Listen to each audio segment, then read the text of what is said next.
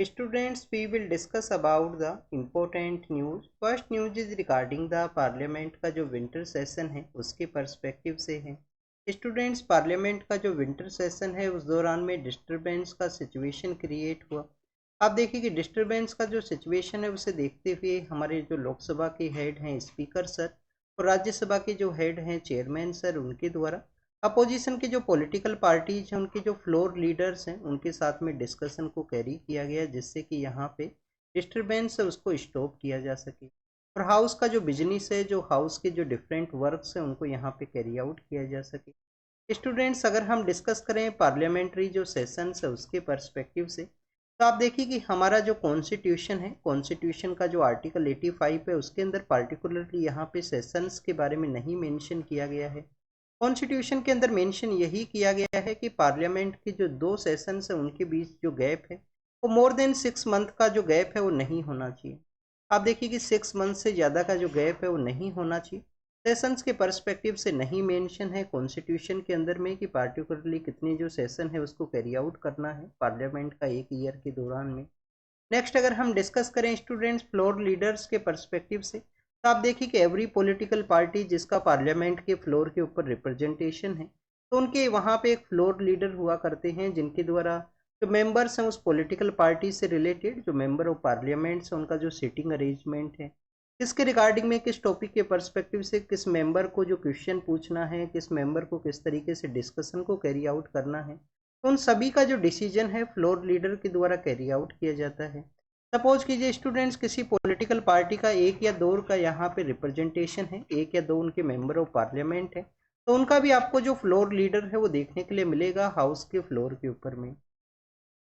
Next अगर हम यहाँ पे अपोजिशन के जो टॉपिक्स हैं जिनके पर्सपेक्टिव से उनके द्वारा डिमांड किया गया था तो आप देखिए कि कुछ उनका जो डिमांड है उसको एक्सेप्ट किया गया है। एक जो बिजनेस ग्रुप है जिसके रिगार्डिंग में डिस्कशन या यूएस का आप देखिए कि जो सिक्योरिटी एक्सचेंज कमीशन है उनके द्वारा उनके अगेंस्ट में जो एलिगेशंस लगाए गए थे उस डिमांड को बेसिकली एक्सेप्ट नहीं किया गया पर यहाँ पे लोकसभा के जो स्पीकर हैं राज्यसभा के जो चेयरमैन सर हैं उनके द्वारा।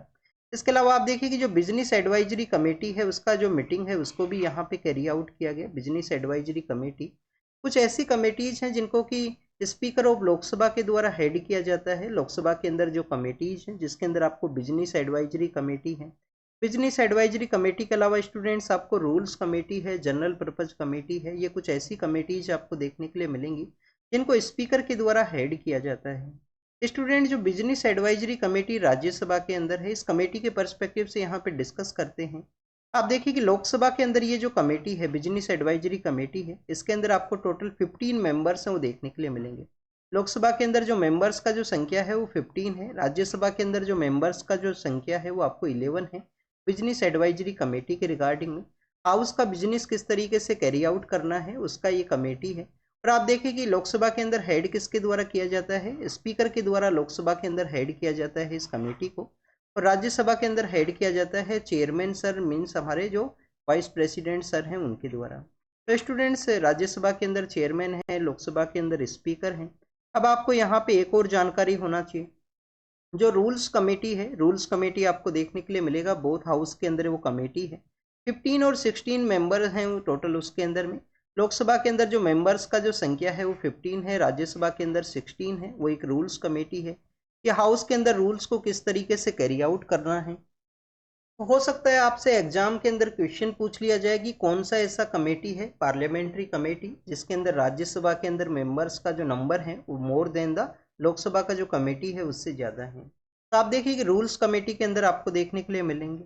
इसके अलावा स्टूडेंट्स आपको अदर ऐसे जो टॉपिक्स हैं जिनको इंक्लूड नहीं किया गया है किसी भी सेक्टर के अंदर में तो आपको जनरल पर्पज कमेटी है, जनरल पर्पज कमेटी है उसके अंडर में आपको देखने के लिए मिलते हैं। आप देखिए कि जनरल पर्पज कमेटी के अंदर में जो राज्यसभा के अंदर ये जो कमेटी है उसको हेड किसके द्वारा किया जाता है। जनरल पर्पज कमेटी के अंदर आपको राज्यसभा के अंदर जो डिप्टी चेयरमैन है उनके द्वारा इसका जो हेड है वो आपको देखने के लिए मिलेंगे। और आप देखिए कि लोकसभा के अंदर तो स्पीकर के द्वारा ही ये जो कमेटी है उसको हेड किया जाता है। अब स्टूडेंट्स ये तो आप देखिए कि हमने कुछ कमेटीज के बारे में डिस्कस किया जो स्पीकर के द्वारा हेड की जाती हैं। बिजनेस एडवाइजरी कमेटी है, रूल्स कमेटी है, बिजनेस एडवाइजरी कमेटी है, रूल्स कमेटी है, जनरल पर्पज कमेटी है। बट आप देखिए कि आपको एक प्राइवेट मेंबर बिल्स का जो कमेटी है वो भी आपको देखने के लिए मिलता है कि जो प्राइवेट मेंबर बिल्स हैं जिनको कि प्रपोज किया जाता है हाउस के फ्लोर के ऊपर में, तो स्टूडेंट्स प्राइवेट मेंबर बिल हैं जो अदर देन द कैबिनेट के अलावा जो जो यहाँ पे पर्सनस हैं, चाहे पॉलिटिकल पार्टी जो पावर के अंदर है, जिनके द्वारा किसी बिल को प्रेजेंट किया गया है, तो वो भी आप देखिए कि प्राइवेट मेंबर का कैटेगरी के अंदर ही आपको देखने के लिए मिलता है। प्राइवेट मेंबर बिल्स का जो कमेटी है स्टूडेंट्स, लोकसभा के अंदर इसको हेड किया जाता है, जो डिप्टी यहाँ पे स्पीकर हुआ करते हैं।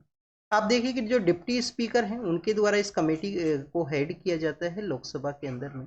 ये आपको जरूर से जानकारी होना चाहिए। स्टूडेंट्स, राज्यसभा के अंदर प्राइवेट मेंबर बिल्स के रिगार्डिंग में कोई कमेटी आपको नहीं देखने के लिए मिलेगा।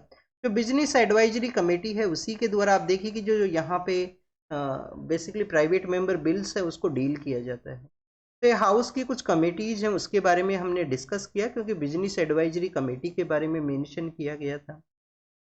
स्टूडेंट्स, आप देखिए कि इस न्यूज के अंदर जीरो आवर के पर्सपेक्टिव से भी मेंशन है। स्टूडेंट्स, क्वेश्चन आवर है, जीरो आवर है। आप देखिए कि शॉर्ट टर्म के रिगार्डिंग में जो डिस्कशन है, ये बेसिकली हमारे पार्लियामेंट्री जो प्रोसेस है उसके कुछ टूल्स हैं जिसके थ्रू गवर्नमेंट को अकाउंटेबल रखा जा सके। तो गवर्नमेंट को अकाउंटेबल रखने के ये कुछ टूल्स हैं जिसके अंदर क्वेश्चन आवर है। क्वेश्चन आवर के अंदर में आप देखिए कि यहाँ पे मेंबर्स के द्वारा जो क्वेश्चन है वो पूछे जाते हैं। फिर आपको जीरो आवर का जो समय है वो देखने के लिए मिलता है। क्या स्टूडेंट्स, कभी हमारे पार्लियामेंट्री प्रोसेस के दौरान में जीरो आवर है उसको सस्पेंड भी किया गया है? तो आप देखिए क्या कोविड-19 के समय जीरो आवर को सस्पेंड किया गया था या नहीं किया गया था?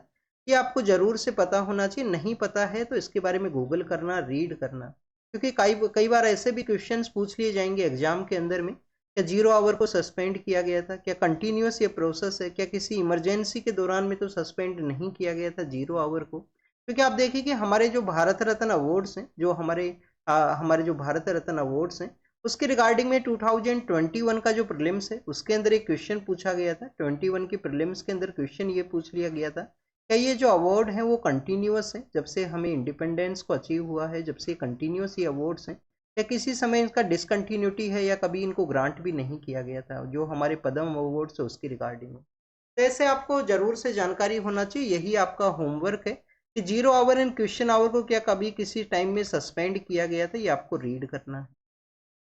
नेक्स्ट अगर हम बात करें स्टूडेंट्स, यहाँ पे संभल के वहाँ पे जो वायलेंस का सिचुएशन क्रिएट हुआ उसकी रिगार्डिंग में डिस्कशन का बात किया गया है।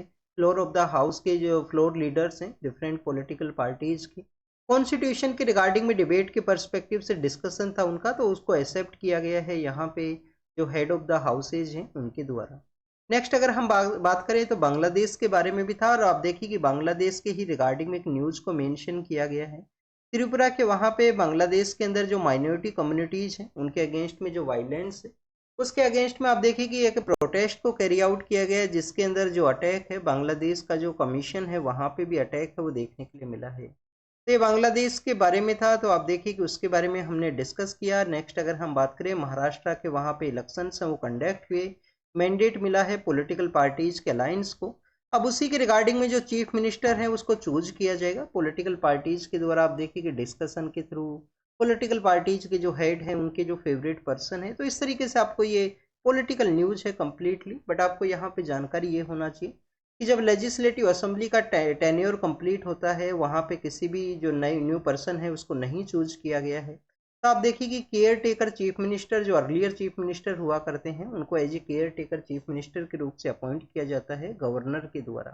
तो बेसिकली स्टूडेंट्स, ये यहाँ पे चीफ मिनिस्टर के प्रोसेस के बारे में है। नेक्स्ट आप देखिए कि महाकुंभ है कहाँ पे ऑर्गेनाइज किया जाएगा? प्रयागराज के अंदर में।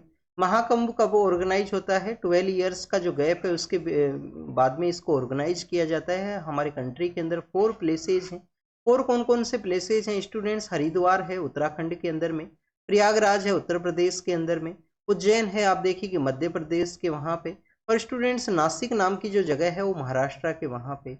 तो ऐसे ये 4 प्लेसेज हैं जहाँ पे आपको कुंभ जो रिचुअल क्लीनिंग का जो कॉन्सेप्ट है वो आपको देखने के लिए मिलता है। 12 ईयर्स के अंदर में महाकुंभ है उसको ऑर्गेनाइज किया जाता है। अब आप देखिए कि प्रयागराज के वहाँ पे इसको ऑर्गेनाइज किया जाएगा। तो उत्तर प्रदेश का जो गवर्नमेंट है उनके द्वारा एक डिसीजन को यहाँ पे कैरी किया गया। उनके द्वारा आप देखिए कि एक न्यू डिस्ट्रिक्ट है उसको फॉर्म किया गया है, नया जो डिस्ट्रिक्ट है वो बनाया गया है। नया डिस्ट्रिक्ट बनाया गया है कुछ टेम्परेरी पर्पज़ के रिगार्डिंग में। कि जब तक कुंभ है उसको ऑर्गेनाइज किया जाएगा तो उस समय का जो वहाँ पे एक्टिविटीज है उनको प्रॉपर वे के अंदर मॉनिटर किया जा सके। एक न्यू डिस्ट्रिक्ट जो टेम्परेरी रूप से क्रिएट किया गया। स्टूडेंट्स आपको यहाँ पे डिस्ट्रिक्ट फॉर्मेशन के बारे में और स्टेट का जो फॉर्मेशन है या स्टेट का जो इस्टेब्लिशमेंट है उसके बारे में जानकारी होना चाहिए। आप देखिए कि जो डिस्ट्रिक्ट हैं वो बनाए जा सकते हैं किसी भी स्टेट का जो गवर्नमेंट है उनके द्वारा, किसी भी स्टेट की गवर्नमेंट के द्वारा डिस्ट्रिक्ट से उनको फॉर्म किया जा सकता है। बट क्या स्टूडेंट्स हमारे यहाँ पे सपोज कीजिए कोई स्टेट है, क्या इस स्टेट गवर्नमेंट को यहाँ पे टेरिटोरियल सॉवरेनिटी है वो ग्रांट किया गया है पार्लियामेंट के द्वारा या कॉन्स्टिट्यूशन के द्वारा?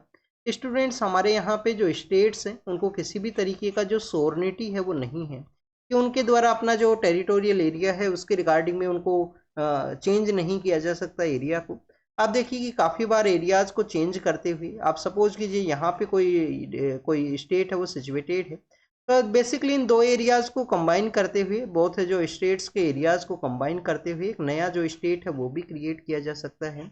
आर्टिकल 4 के अंदर में इसके बारे में मेंशन है। डिस्ट्रिक्ट क्रिएशन का जो पावर है वो स्टेट गवर्नमेंट के पास में है, उसके अंदर सेंटर का किसी भी तरीके से इंटरवेन है वो नहीं है।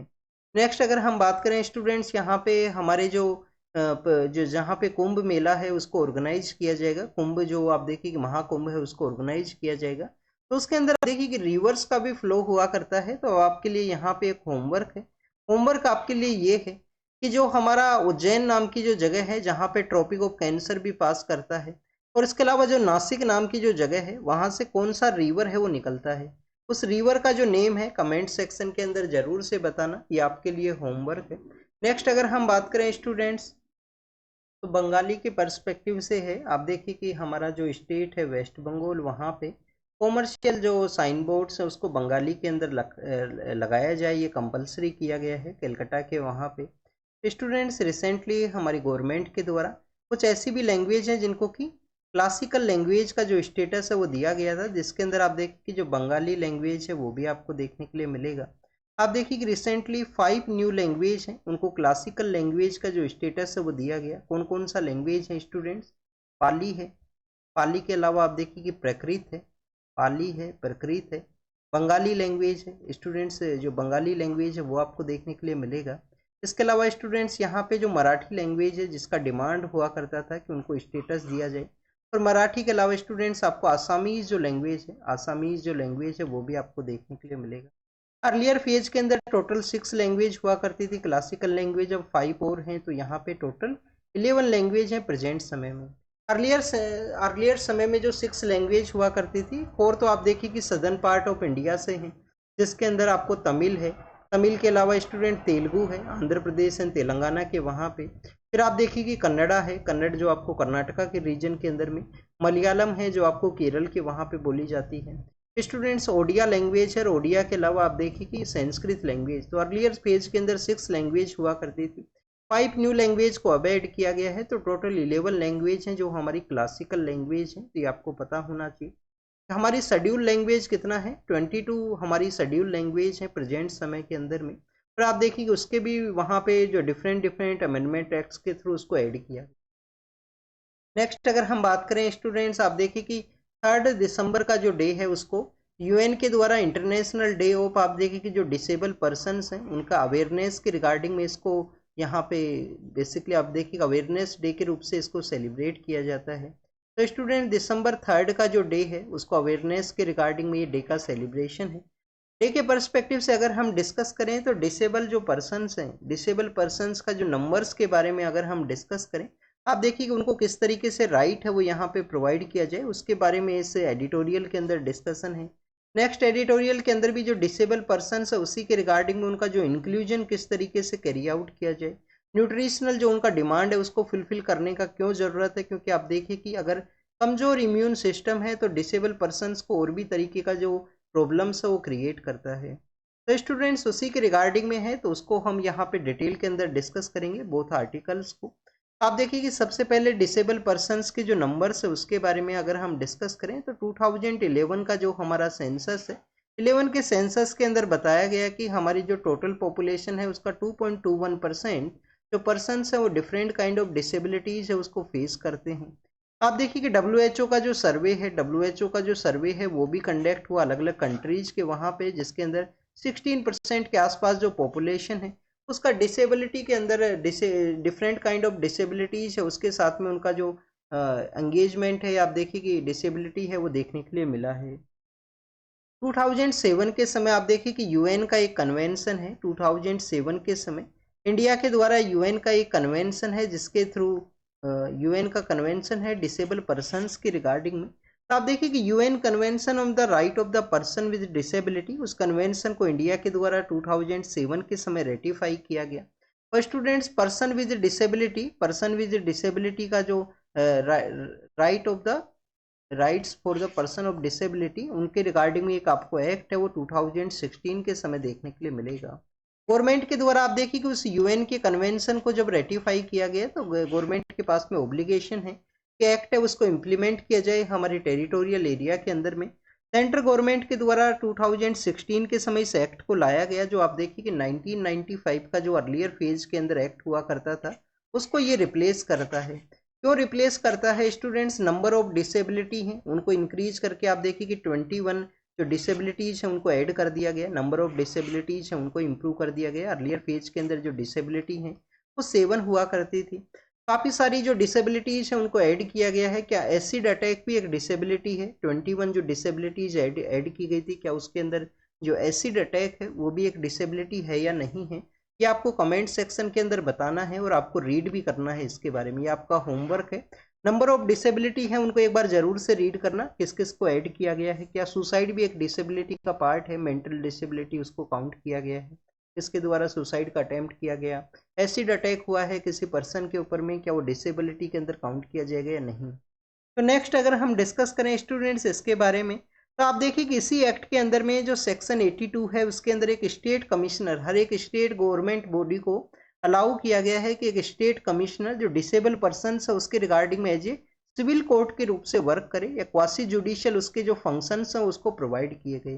तो स्टूडेंट्स उसी के रिगार्डिंग में डिस्कशन ये है कि यहाँ पे जो स्टेट कमिश्नर्स हैं, काफ़ी सारे ऐसे स्टेट्स हैं जहाँ पे उनका इम्प्लीमेंटेशन नहीं है, उनको अपॉइंट नहीं किया गया।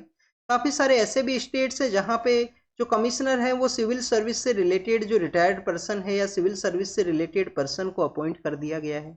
तो आप देखिए कि उसके रिगार्डिंग में डिस्कस यही किया गया है कि कैसे जो कमिश्नर्स हैं, जो यहाँ पे स्टेट डिसेबिलिटी के अवेयरनेस के रिगार्डिंग जो स्टेट कमिश्नर्स हैं उनके अवेयरनेस नहीं है, वो यहाँ पे प्रॉपर वे के अंदर वर्क के अंदर इंटरेस्टेड नहीं है। तो उसी के रिगार्डिंग में यहाँ पे एग्जाम्पल दिया गया है कर्नाटका स्टेट के द्वारा। आप देखिए कि कर्नाटका स्टेट के द्वारा किस तरीके से जो डिसेबल पर्सन्स के रिगार्डिंग में जो कमिश्नर्स हैं उनको अपॉइंट किया गया, उनके द्वारा मोबाइल जो आप देखिए अवेयरनेस कैंप्स हैं उनको डेवलप किया गया है उनके द्वारा, और प्रॉपर वे के अंदर इंस्पेक्शन है, प्रॉपर वे के अंदर जो राइट्स हैं उनको प्रोवाइड करने के रिगार्डिंग में है। स्टूडेंट्स आप देखिए कि एक और एडिटोरियल है उसके अंदर भी डिसेबल पर्सन्स के रिगार्डिंग में ही डिस्कशन ये है कि हमारे जो ओवर द टॉप जो प्लेटफॉर्म्स हैं उनके द्वारा आप देखिए कि कुछ यहाँ पे इम्प्रूवमेंट कैरी आउट किया गया है ओवर द टॉप प्लेटफॉर्म, जिसके अंदर डिज्नी हॉटस्टार के रिगार्डिंग में मेंशन है कि उनके द्वारा आप देखिए कि जो डिसेबल पर्सन्स हैं जिनको विजुअल एंड हियरिंग का जो लॉसेज हैं तो उनको बेसिकली कुछ यहाँ पे जो साइन के अंदर में जो लैंग्वेज है वो उसका जो ऑप्शन है वो प्रोवाइड किया गया है, जिससे कि वो इसको बेटर वे में अंडरस्टैंड कर सकें। कुछ यहाँ पे रिसेंटली आपको मूवीज हैं वो भी देखने के लिए मिलती हैं, जिसके अंदर आप देखिए कि जो राजकुमार राव हैं उनका एक मूवी है 2024 के अंदर में, श्रीकांत, मूवी का नाम है स्टूडेंट श्रीकांत। इसके अलावा स्टूडेंट्स आपको आप देखिए कि 2014 के समय एक मूवी आया था, मूवी था मार्गरीटा विद द स्ट्रो 2014 का। तो आप देखिए कि सोशल अवेयरनेस को जनरेट करने के रिगार्डिंग में इस मूवीज का भी इम्पोर्टेंस है, और मूवीज किस तरीके से रोल प्ले की हैं सोसाइटी के अंदर अवेयरनेस या डिसेबल जो पर्सन है उसके रिगार्डिंग में जो सेंसिटिविटी है उसको डेवलप करने के रिगार्डिंग में। बट स्टूडेंट्स यहाँ पे न्यूट्रिशनल लेवल के पर्सपेक्टिव से भी डिस्कस किया गया, क्योंकि आप देखिए कि अगर यहाँ पे डेडिकेटेड वे में जो डिसेबल पर्सन्स हैं उनको यहाँ पे न्यूट्रिशनल जो माल न्यूट्रिशन का प्रॉब्लम आपको देखने के लिए मिलता है, प्रॉपर उनका आप देखिए कि प्रॉपर वे में जो न्यूट्रिशनल लेवल है उसको फुलफिल नहीं किया जाता है, तो वीकर इम्यून सिस्टम होगा तो आप देखिए कि उनका जो फिजिकल डेवलपमेंट है उसके रिगार्डिंग में हिंड्रेंस है वो क्रिएट करेगा। आंगनवाड़ी हमारे यहाँ पे बेस्ट प्लेटफॉर्म्स हैं, कोई भी डिसेबल पर्सन है, कोई दिव्यांग चिल्ड्रन है तो उसका इम्यून सिस्टम है, उसका न्यूट्रिशनल लेवल है, उसको फुलफिल करने की रिगार्डिंग पोषण अभियान एंड आशा जो हमारे आप देखिए कि एक्रीडेशन सोशल हेल्थ एक्टिविस्ट हैं ग्रास रूट लेवल के ऊपर में, तो आशा एंड पोषण अभियान के थ्रू बेसिकली यहाँ पे जो प्रोटोकॉल्स डेवलप किया गया है गवर्नमेंट के द्वारा आंगनवाड़ी सेंटर्स की रिगार्डिंग में न्यूट्रिशनल लेवल को किस तरीके से डेवलप किया जाए ऐसे जो चिल्ड्रंस है जो दिव्यांग हैं। नेक्स्ट आप देखिए कि स्टूडेंट्स यहाँ पे हरियाणा गवर्नमेंट के रिगार्डिंग में एक डिस्कशन है। हरियाणा गवर्नमेंट के द्वारा किस तरीके से वात्सल्य एक स्कीम है उसको लॉन्च किया गया। वात्सल्य स्कीम है जो बेसिकली आईसीडीएस है, जो हमारा इंटीग्रेटेड चाइल्ड का जो आप देखिए कि चाइल्ड के रिगार्डिंग में स्कीम है। तो स्टूडेंट्स उसी के रिगार्डिंग में नन्हे फरिश्ते एक इनिशिएटिव है जिसका बेसिक मैंडेट यही है कि हमारे यहाँ पे जो दिव्यांग चिल्ड्रंस हैं उनका न्यूट्रिशनल लेवल को डेवलप किया जाए। वर्ल्ड फूड प्रोग्राम के द्वारा भी anganwadi workers and national disability जो पेंशन है वो प्रोवाइड किया गया है। आंगनवाड़ी वर्कर्स को प्रोटोकॉल है जो यहाँ पे समय समय पे आप देखिए कि सेंसिटिविटी को डेवलप करने की रिगार्डिंग में जो उनके साथ में इंटरलिंकेज है उसको सेटअप किया गया है वर्ल्ड फूड प्रोग्राम के द्वारा। तो स्टूडेंट्स ये डिसेबल पर्सनस के बारे में कुछ बेसिक इन्फॉर्मेशन को हमने डिस्कस किया। नेक्स्ट अगर हम बात करें वन नेशन वन सब्सक्रिप्शन के बारे में है, हमारी गवर्नमेंट के द्वारा 2018-19 के समय वन नेशन वन सब्सक्रिप्शन का जो कॉन्सेप्ट है उसको आप देखिए कि डिस्कशन फेज के अंदर लाया गया था। अभी रिसेंटली 6,000 करोड़ हैं, 6,000 करोड़ हैं आप देखिए कि गवर्नमेंट के द्वारा 3 साल के लिए 2025 से लेकर 27 की रिगार्डिंग में जो हमारे रिसर्च इंस्टीट्यूशंस है वहाँ पे जो 30 मेजर जो इंटरनेशनल जर्नल्स हैं उनको प्रोवाइड किया जाए जिससे कि जो रिसर्च है जो साइंटिफिक डेवलपमेंट है उसको कैरी आउट किया जा सके। तो स्टूडेंट्स यहाँ पे वन नेशन वन सब्सक्रिप्शन के बारे में मेंशन किया गया, ओपन एक्सेस का जो कॉन्सेप्ट है उसके साथ भी इनको कंपेयर किया गया है। तो ओपन एक्सेस आप देखिए कि वर्ल्ड के अंदर में प्रेजेंट समय में डिस्कशन फेज के अंदर है कि कम्प्लीटली जो रिसर्च आर्टिकल्स हैं वो यहाँ पे ओपन वे के अंदर उनका जो एक्सेसिबिलिटी है वो होना चाहिए। नेक्स्ट अगर हम बात करें स्टूडेंट्स इसी वन नेशन वन सब्सक्रिप्शन के बारे में, तो आप देखिए कि 2047 तक हमारी कंट्री को डेवलप्ड कंट्री का जो स्टेटस है उसको अचीव करना है, ये टारगेट है हमारी गवर्नमेंट का। आप देखिए कि इस टारगेट को अगर अचीव करना है तो रिसर्च एंड आप देखिए कि रिसर्च वो एरिया है जिसके अंदर इंडिया को अपना जो साइंस टेक्नोलॉजी रिसर्च जिसके अंदर अपना जो बेसिकली शेयर है जो उसको यहाँ पे इंक्रीज करना होगा, यही वो डोमेन है जिसके थ्रू हमें डेवलप्ड जो कंट्री का जो स्टेटस है उसको अचीव कर सकते हैं। नेक्स्ट अगर हम बात करें स्टूडेंट्स इलेक्शन कमीशन के बारे में है, आप देखिए कि सुप्रीम कोर्ट के अंदर एक पिटीशन फाइल हुआ। पिटीशन के अंदर यही बताया गया है कि वोटर्स का जो यहाँ पे पोलिंग बूथ लगाया जाता है उसके अंदर जो नंबर ऑफ वोटर्स हैं उनको बेसिकली आप देखिए कि प्रेजेंट समय में आपको 1500 के आसपास एक पोलिंग बूथ देखने के लिए मिलता है। तो स्टूडेंट्स जो नंबर ऑफ वोटर्स उनको टर्न डाउन ना करते हुए यहाँ पे वोट का जो लिमिट है उसको इंक्रीज किया जाए, ये सुप्रीम कोर्ट के द्वारा इलेक्शन कमीशन को कहा गया है कि आप यहाँ पे वोटर्स का जो लिमिट है ईवीएम के बेसिस पे वोटर्स के लिमिट को इंक्रीज करो, डिफरेंट पोलिंग बूथ को ना यहाँ पे क्रिएट किया जाए। नेक्स्ट अगर हम बात करें स्टूडेंट्स आप देखिए कि रसिया के जो पॉलिटिकल लीडर हैं इंडिया के विजिट के लिए आएंगे नेक्स्ट ईयर का जो अर्लियर फेज है उस दौरान में। स्टूडेंट्स एनुअल जो आप देखिए कि बायलेटरल डिप्लोमेटिक समिट्स है उनको ऑर्गेनाइज किया जाता है इंडिया और रसिया के द्वारा, बट यूक्रेन का जो अटैक है 2022 के समय उसके बाद से आप देखिए कि उनके द्वारा विजिट नहीं किया गया है। रसिया के जो पॉलिटिकल लीडर हैं उनके द्वारा कहीं पे भी Indian prime minister last year जुलाई इसी साल आप देखिए कि जुलाई के समय विजिट के लिए गए थे और उस समय काफ़ी कुछ ऐसे एरियाज हैं पीस का इस्टेब्लिशमेंट कैसे कैरी किया जाए उन सभी के रिगार्डिंग में डिस्कशन था। स्टूडेंट्स रसिया का जो विजिट है उसी दौरान में इंडियन प्राइम मिनिस्टर सर के द्वारा आप देखिए कि 2030 तक हमें हमारा जो बायलेटरल ट्रेड है 2030 तक जो बायलेटरल ट्रेड है उसको कैसे 100 बिलियन को अचीव करना है, उसको कैसे 100 बिलियन को अचीव करना है उसका भी टारगेट रखा गया है।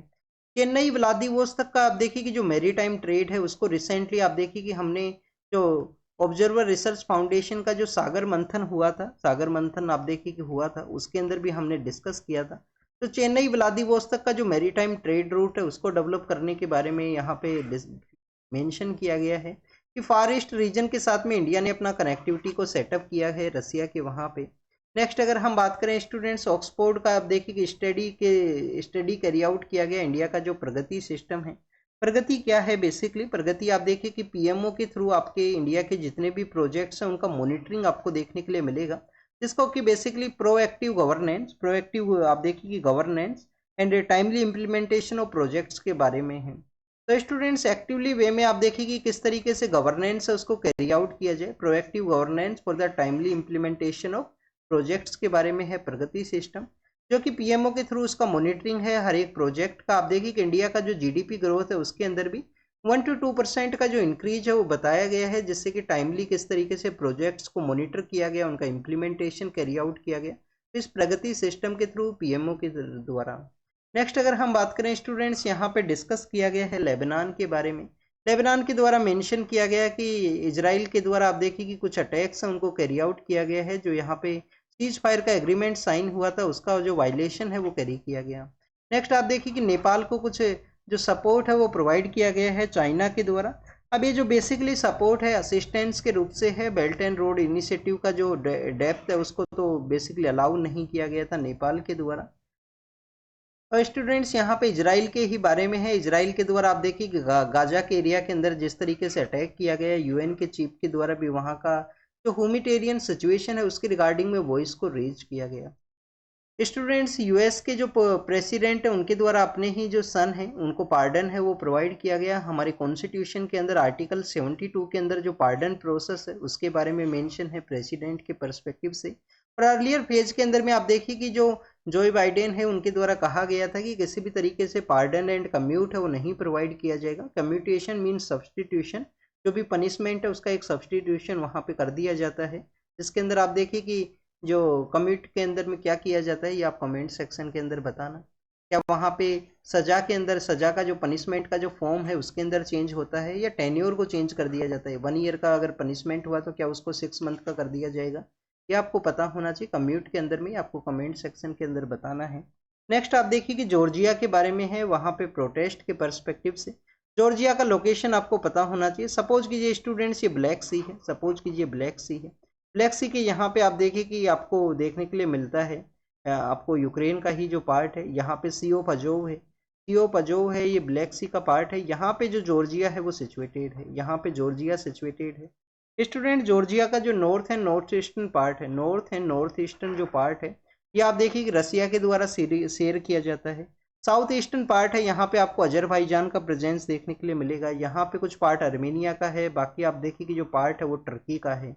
तो यहाँ पे अर्मेनिया है, यहाँ पे अजरबैजान है, यहाँ पे रसिया है। यहाँ पे आप देखिए कि ब्लैक सी है, सी ऑफ अजोव है। Black sea and sea of Azov को किस यहाँ पे स्ट्रेट के द्वारा कनेक्ट किया जाता है। तो आप देखिए कि कर्च स्ट्रेट नाम से वो है, कर्च स्ट्रेट के द्वारा कनेक्टिविटी है। यहाँ पे टर्की है। तो ये बेसिकली जॉर्जिया का लोकेशन हमने डिस्कस किया। तो student this is all the information related to the today's newspaper. आप इसको रीड कीजिए, रिवाइज कीजिए, जो भी इंफॉर्मेशन आपको मिला है उसको नोट डाउन कीजिए। Thank you students, thank you very much.